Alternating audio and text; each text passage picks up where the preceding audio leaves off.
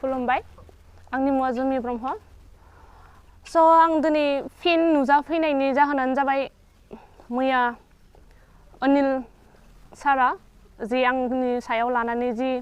जाथायखौ बुंबाय स' बिनि फिननायखौ आं होफिननो थाखाय फिन नोंथांमोननि गेजेराव नुजाफैबाय गिबि गिबियावनो आंखौ जायफोरा सापर्ट खालामदों रायजो राजा नोंथांमोननिसिम आंनिफ्राय रोजा रोजा हामलायनायखौ जासिहरनाय थाबाय स' मैया अनिल सारा आंनि सायाव मोनसे कुइसन माने बुंदों आरोखि आंनाव बारे बारे फन हरनाय खोथाखौ बाट बिथाङा आंनाव खेबसेल'सो फन हरदोंमोन आं नोंथांमोननो देखायनोबो हागोन खेबसेल'सो फन हरदों बिथाङा मैया नङा सरि दाख्लै खेबसे फन हरदोंमोन आं रायलायनो मोनदों सारा किसुमान कुइसन सोंदों आं खोन्थादों जिखिनि आंनि खोथाया थार खिन्थु सारा मोनसे खोथा बुंदों कि माने आंखौ बारे बारे फन हरदों होनदों बाट सारा आंखौ बारे बारे फन हराखै खेबसेल' हरदों आं खेबसेल' रायलायनो मोनदों बहाय सारा आंखौ लेंहरदों गावनि अफिसाव लेंनायनि जाहोना मा आं बेखौ मिन्थिया नाथाय अनिल सार बिथाङा आंखौ आंनि ब्लेक बेल्ट सार्टिफिकेट आरो आंनि जिखिनिबा स्पर्ट्सनि सार्टिफिकेट दं बेखौ लांनो होदों अफिसाव बिनि जाहोना मा आंनो बेखौ नांगौ आरो दा खारन ब्लेक बेल्ट सार्टिफिकेटखौ ओरैनो नायनो होना बिबानो जाया नायनो गोसोबा फै आंनि न'आव आं निस्सय नोंसोरखौ वेलकाम मस्ट वेलकाम फैनानै नायफैनो हागोन आरो काराटे स्टाइलनि मोनसे खोथा बुंदों सारा औ काराटे स्टाइला मोनब्रै दङ जेरै शटकान स्टाइल गोजोरुयु आरो 3 नाम्बाराव दं शिटोरुयु 4 नाम्बाराव वादोरुयु स' जोङो वादोरुयुनि पारवाटके काराटे खालामगासिनो दं जाय आसाम वादोकाइ काराटे एस'सिएशन जों बेनिफ्राय खालामगासिनो दं स' सार नोंथाङा जे बुंबाय गभर्नमेन्ट नङा नंगौ थार जों जि गेलेदोंमोन गभर्नमेन्ट नङा आं गभर्नमेन्टबो बुङाखै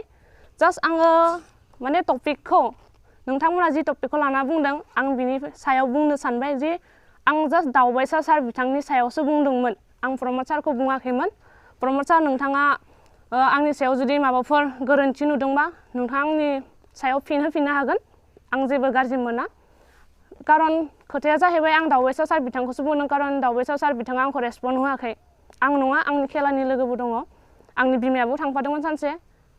बे खोथाया थार आरो आंनाव प्रुफबो दङ जुदि नांगौबा आं प्रुफ होगोन आरो सार्टिफिकेटनि खोथा बुंदों सारा जि सार्टिफिकेटआ भेलु गैया सार्टिफिकेट भेलु गैया होननायनि किसुमान प्रुफ दङ भेलु दंना गैया बा जोंनि जोनोमगिरि बिमा बिफा गासिबनि सायावबो बुंदों खावलायदों कि गावनि कच जायबा फोरोंदों बे कचनियाव थांनानै सोंहैग्रो अनिल सार बिथाङा बुंदों दे बे खोथाखौ आं बुङाखै अनिल सार बिथाङा बुंदों कि जोनोमगिरि बिमा बिफाफोरा कचनाव थांनानै सोंहैग्रोनांगौ कि सार्टिफिकेटआ भेलु दंना गैया मा खामानियाव फैगोन बबे लामाजों थांगोन नंगौ बे खोथाया थार सोंग्रोनांगौ अनिल सार बिथाङाबो गाज्रि बुङाखै नंगौ सोंग्रोनांगौ बे थार आंनि जोनोमगिरि बिमा बिफायाबो सोंहैग्रोदों स' सार्टिफिकेटआ भेलु दंना गैया जों दिनै प्रुफ दङ आंनि आखायाव प्रुफआनो जाहैबाय आंनि जेबा कच अन्जन सार बिथाङा दिनै उरिष्याव गेलेनाय जिथुबा सार्टिफिकेटजों दिनै बिथाङा साख्रि मोनबाय नुनो हागोन अल इण्डिया वादोकाइ काराटे चेम्पियनशिप 2021 जादोंमोन 21 मानिफ्राय जादों 27 निफ्राय 28 नभेम्बर 2021 एट समनाथ भेरिएबल गुजरात बेवहाय जादोंमोन स' बिथांमोना बुंदों कि आंनि सार्टिफिकेटआ माने खामानियाव फैया भेलु गैया जुदि बे गुजरातनि भिडिअखौ अलरेडि नुखांखाबाय जानांगौ खारन सिगाङावबो आङो मेडेल मोनबोखांनाय स' बिथांमोना बे समावनो मानो खोन्थादिया दे आंखौ बे खेलाया मोजां जुदि भेलु गैया बेखौ गेलेनानै लाब जानाय नङा बै समावनो बुंनांगौमोन नाथाय दिनै मानो बुंखो आं बेखौ हमनो हायासै आरो खिन्थु जुदि भेलु गैयामोनबा आंनि कचजों आरो आंनिनो सिनियर आब' सासे दं बिथां सानैया मारै साख्रि मोनखो जोंनि अन्जन सार कच बिथाङा मारै आसाम पुलिसाव जब मोनखो आंनि सिनियर आब' सासेया माबायदि कामान्ड'आव साख्रि मोनखो जुदि सार्टिफिकेटआ खामानियाव फैया भेलु गैया दा आरो आंखौ मोनसे खोथा बुंदों गोरोन्थि लामाजों थांदों माबायदि गोरोन्थि लामायाव थांखो मा जोंनि कचआ गोरोन्थि लामायाव थांबाय ना जोंनि सिनियर आब'आ गोरोन्थि लामायाव थांबाय जुदि गोरोन्थि लामायाव थांदोंबा नोंथांमोना अनिल सार नोंथांमोना नङा सरि अनिल सार नोंथाङा मानो सिगाङावनो बुंदिया उरिष्यावबो गेलेखांबाय गुजरात गेलेखांबाय बेवहायबो निउस फैदों आंनि निश्चय नुखादों जानांगौ मानो नुवा जानो बर'नि निउसावनो होखादों चेनेलाव होदों अब्ला बै समाव मानो बुंदिया आंखौ बे खेलाया सरकारि नङा प्राइभेटसो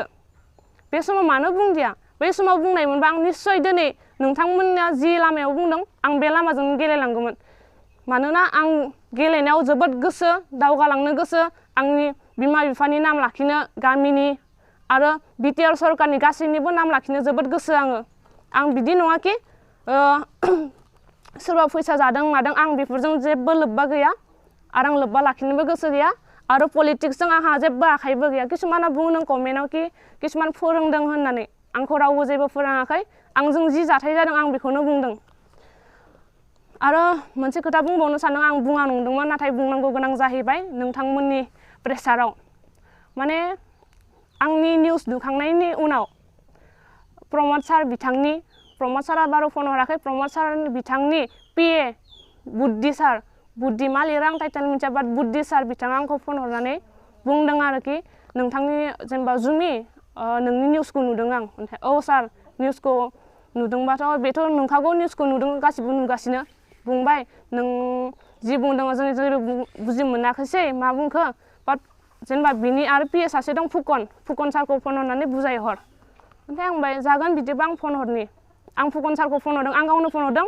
बुद्धि सारा गावनो फन हरदों आंखौ खिन्थु फुकन सारखौ आं गाव फन हरदों फार्स्ट फन हरनायाव नांदिया सेकेन्ड हरबाय फुकन सार बिथाङा वेटिं दंमोन नेक्स्टआव कल रिसिभ खालामबाय नोंथांनि बुंनायाथ' मोजां जादिया बुंहैबाय फुकन सारा आंखौ ओमफ्राय आं सार एक्सट्रिमलि सरि आङो जे प्रमद सारखौ डाइरेक्टलि नाम लानानै गाज्रि बुङाखै आरो प्रमद सारा जोंखौ हेल्प खालामदों बे थार आरो आं बे खोथाखौ बुंखादों नोंथांमोनाबो निउसाव नुगोन आं प्रमद सारखौ हेल्प होआखै बा हेफाजाब होआखै होननानै बुङाखै खिन्थु जाहैबाय दा फुकन सारा बुंबाय आंखौ जोंनि प्रमद सारनि मुङाफोर बिदि कुइसन खालामदों आंखौ फनावहाय आं बुंबाय सार आंथ' मुं लादों नोंथाङा नायफिननो हागोन होननानै बेथ' नोंथांनिया मोजां जादिया होननानै आंनि फनखौ दानना हरबाय आं जेबो माने रिप्लाइखौनो खालामफिननो हादिया स' आं मोनसे खोथा दुखु मोनदों आरोखि फैसा जानायबो खोथा बुंदों मोजां फिथाइ माने बे गेमजों आं जि गेम गेलेदों दा जि स्टाइल माने आसाम वाद'के काराटे एस'सिएशननिफ्राय आं गेलेदों नालाय बे गेमखौ लाना बुंदों कि भेलु गैया आरो थार्ड पार्टि सोरबा कचआ फैसा जादों आं बे खोथाखौ खोनानानै जोबोद दुखु मोनदों दुखु मोननायानो जाहैबाय आंनि अन्जन सार कच बिथाङा बेफोरबायदि नङा आं फोथायो आरो नुबोगासिनो उन्दै गथ' फैसा गैयाबा बिथाङा जेसे हायो हेल्प खालामदों आंखौबो हेफाजाब खालामदों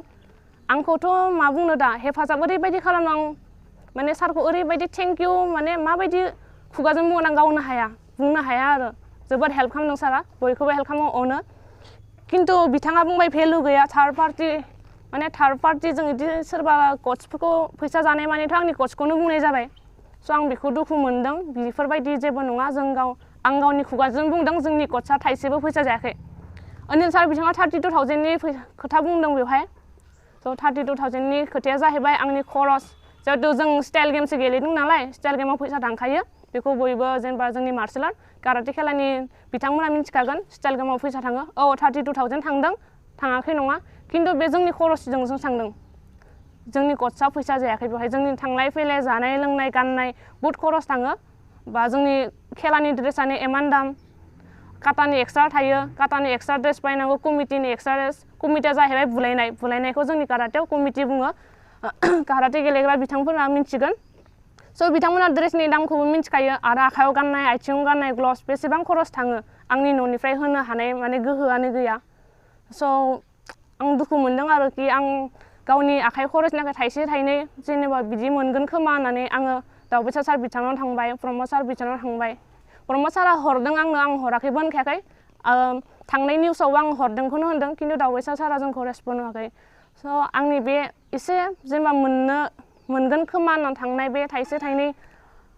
बिनो थांनायावनो जुदि बेफोरबायदि नंखाय रायाव जुदि बिदि बुङोबा माबायदि मोनगोन बर'नि फिसाफोरा मा गेलेनो गोहो गैया नामा दावखोनो हाया नामा जोंहाबो गोहो दं जोंहाबो मोन्थाय दं दावखोनो स' नेक्स्ट टाइम बेफोरबायदि खालामा जाहाथे आरो मोनसे बुस्थु होगोन ना होआ सोंनो होदों माने मा बुस्थु बियो सारा बुंदों बेखौ माने होगोन ना होआ माने सार्टिफिकेट खामानियाव होगोन ना होआ जों बेखौ मिन्थिखादों आं सिगाङावबो बुंबाय सार्टिफिकेटआ खामानियाव होयो आं गावनि मेगनजोंनो नुदों आंनि आखायाव प्रुफबो दङ होनो जुदि प्रुफ नांगौबा नोंथांमोना जोंनि सारखौ ट्रेनिं सेन्टार आसाम पुलिसाव बिथाङा आसाम पुलिसाव जइन जाबाय ट्रेनिं सोलिगासिनो बिथांनि खाथियाव थांनानै नोंथांमोना सोंनो हागोन कि सार्टिफिकेटआ खामानियाव होगोन ना होआ आरो मुसलपुर ओमफ्राय सालबारिनि खोथा बुंदों अनिल सार बिथाङा आं बेखौ जेबो बुजि मोनदियासै आं बेखौ जेबो बुंथ'ला दा किन्तु आरो आंनि ब्लेक बेल्ट सार्टिफिकेट जिथुबा अनिल सार बिथाङा नायनो बिहरदोंमोन आंनि एसे कलेजनि उसुबिदा आंनि रेजिस्ट्रेसनबो जायाखैमोन बिनि थाखाय आं थांदिया दिनै लेंहरदोंमोन आं मोनसे आरो खोथा दुखु मोनदों सारा फन हरदों नंगौ आं रेसपन्ड होनो हादिया माने आं कलेजाव दंमोन रिसिभ खालामनो हादिया किन्तु नेटबलनि सार सासे गरेस्वर रामसानि आं बिथांखौ मोजाङैनो सिनायो हारसा मानसिया रामसानि बे नेटबलनि बिथांखौ थिनहरदों आंनि माने आं जेरावबो प्रेक्टिस खालामो थिनहरनानै बुंहैनो खोन्थादों कि गाबोन जुमि ब्रह्म नोंथाङा गाबोन मुसलपुर अफिसाव थांनानै अनिल सारनि सिगाङाव नोंनि जेमान डकुमेन्टस दं खेलानि सार्टिफिकेट ओमफ्राय बे ब्लेक बेल्टनि सार्टिफिकेट लानानै माने अनिल सारनि अफिसाव थांनांगौ ओमफ्राय आंनाथ' एग्जामबो खाथि प्रि टेस्टबो फाइनाल दङ खारन एग्जामा खेलानिसाय सिगां फरायनाया देरसिन स' आं बुंदों आं एग्जाम दङ आं थांनो हानाय नङा आरो जुदि नायनो गोसो दंबा आंनि न'सिम फै आं निस्सय वेलकाम आं देखायगोन मोजाङैनो देखायगोन आं गैयाबाबो आंनि बिमा बिफाया देखायगोन स' नोंथाङा ब्लेक बेल्टनि सार्टिफिकेट नायनो ओंखारदोंमोन आं नोंथांनो देखायगोन आं ब्लेक बेल्टखौ खालामदों निजोम सारनि आन्दाराव खालामदों माने निजोम सारा बाक्सा डिस्ट्रिक्टनिनो হয় नङा बिनि आन्दाराव खालामदों नायनो हागोन नै रोखायैनो दङ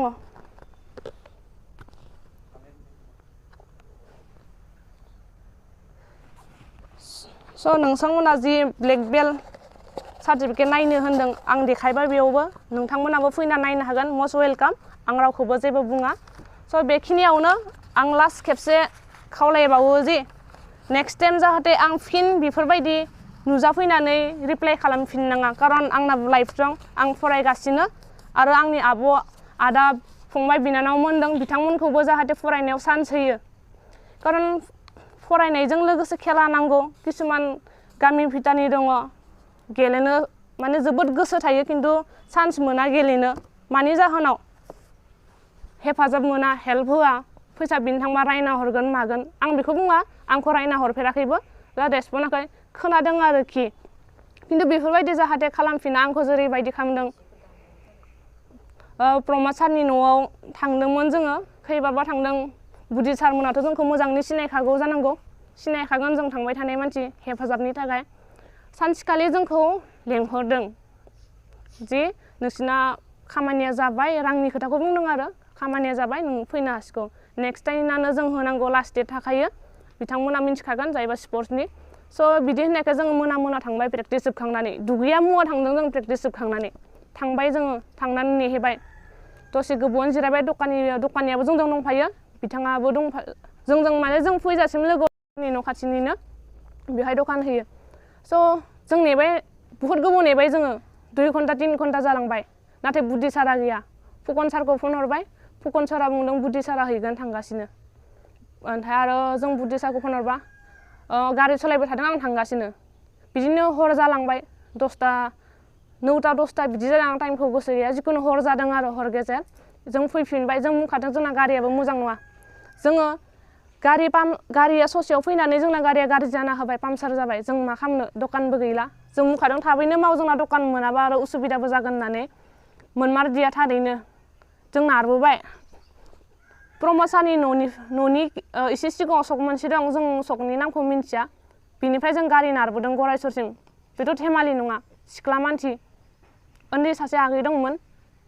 जों बिसिम इमान गोजाननिफ्राय इमान गोजानसिम गारि नारबोनाया खहस नङा बे आंनि थैजासिम माने गोसोआव थानाय नेरसोन थाखासिगोन आरो जाहाथे बेफोरबायदि नेक्स्ट टाइम खालामा आरो प्रमद सार नोंथांनिसिमबो खावलायनाय आं नोंथांखौ जेबो गाज्रि बुङाखै नोंथाङा हेल्प खालामदों आं हेल्प खालामनायखौनो बुंदों नोंथाङा फिन थांनानै नायफिननो हागोन आंनि जिहेथुबा थांनाय निउस दंमोन निउसाव जि आङो जि खोथाफोरखौ बुंदोंमोन नोंथाङा थांना नायहैफिननो हागोन स' नोंथाङा जुदि आंनि सायाव माबाफोर दुखु मोनदोंबा आंनिफ्राय सरि मानोना आं नोंथांखौ दुखु होनोबो सानाखै आरो नोंथांखौ हेल्प होआखैबो होनाखै हेल्प होदों निस्सय आं हेल्प होनाखै आंखौ हेल्प होनायनि नामखौबो आं दिनै मुंख'गोन बिश्वजित दैमारी बिथांनि वाइफ मीना रानी ब्रह्म बिथाङा फैनानै हेल्प खालामदों इसिं आरो आदै रनेनाबो होदों होआखै नङा बिथाङाबो होदों ओमफ्राय प्रमद सार बिसोर साब्रैया होदों आं दिनै नामखौ पुरा क्लियार खालामना होबाय जाहाथे नेक्स्ट टाइम दाउट जाबावा बिथांमोना होदों खिन्थु दावबायसा सारनिफ्राय मोनाखै दावबायसारा रेसपन्ड होआखै आङो दावबायसा सारनि खोथाखौल'सो बुंदोंमोन बेवहाय माखासे जिथुबा स्पर्ट्सनि सेक्रेटारि बिथांमोननि मोदोमाव मानो नांदों आं बेखौ मिन्थिया बियो मानो नांथावना जेनेबा आंथ' दावबायसा सारनि नामखौथ' डाइरेक्ट मुंखौनाबो होखादों कि बिथाङा जोंखौ रेसपन्ड होआखै आरो बिथांनि हिन्जावखौबो बुंदों बे खोथाया थारखा आरो जोंखौ रेसपन्ड होआखै स' आं दावबायसा सारखौ बुंनायाव माखासे माने मा बुंनो दा मैया अनिल सारा जि बुंबाय अनिल सारनि मोदोमाव मारै नांहैखो आं बेखौ हमनो हादियासै आरो सार नोंथाङा हायोबा आंनो फिननायखौ हरबानो जाबाय आरो नोंथां मैया आंखौ खेबनै फन हरदों नंगौ आंबो नुदों आं कलेजाव दंमोन बेस्थ' बिनि उनाव आं प्रेक्टिसाव थांबाय आं प्रेक्टिसखौबो गारनो हाया बेनिखायनो आं नोंथांखौ फिन फन हरफिननो हादियासै बिनि थाखायबो निमाहा बिबाय नाथाय आङो प्रमद सारनि सायाव जि बुंदों सरि प्रमद सार नङा दावबायसा सारनि सायाव जि बुंदोंमोन बेखौ लानानै नोंसोरो मानो एथ'बां मोदोमाव लादों आं बेखौ हमनो हायासै आरो खिन्थु पलिटिक्सनि सायाव आंहा जेबो आखाइ गैया आरो आं पलिटिक्सजों माने लोब्बा लाखिनोबो गोसो गैया आरो लाखियाबो खारन आं दा स्टुडेन्ट आंनाबो लाइफ दं फरायनांगौ बिमा बिफाखौ नायनांगौ गामिनि आगै फंबाय बिनानाव आब' आदामोननि सिगाङाव आं मोजाङै थानो लुगैयो आरो आङो नेक्स्ट टाइम जुदि बिदिनो मोजाङैनो दावखोलांनो हायोबा आं जोंनि गामियावनो स्कुल गंसे खुलिनानै आरामाव फोरोंगोन फ्रियावनो फोरोंगोन गोजोन्थों